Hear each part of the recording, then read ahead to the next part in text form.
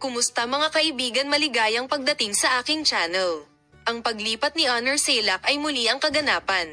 Habang ang Tuba Buyek Usten at Engine Accurate talakayan ay nagpapatuloy, ang paglipat ni Honor Salak ay pinisil ang duo sa sulok.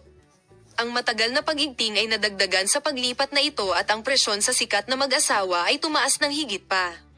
Sa hindi maibabalik na proseso na ito, ang panalangin at kung anong uri ng desisyon si Engine ay gagawa ng isang kakaibang hinihintay ng lahat. Sa partikular, bilang ex-wife ng Tuba Buyek Usten, si Honor Salak, na tahimik sa loob ng maraming taon at hindi namamagitan sa mga kaganapan, opisyal na pinaputok ang fitness sa kanyang pinakabagong mga pahayag. Ang mga implikasyon ni Honor Bayrak tungkol sa kanilang mga anak ay nagpukaw ng malaking epekto sa mga reaksyon ni Tugba at Engine ay nagsiwalat ng kabigatan ng insidente.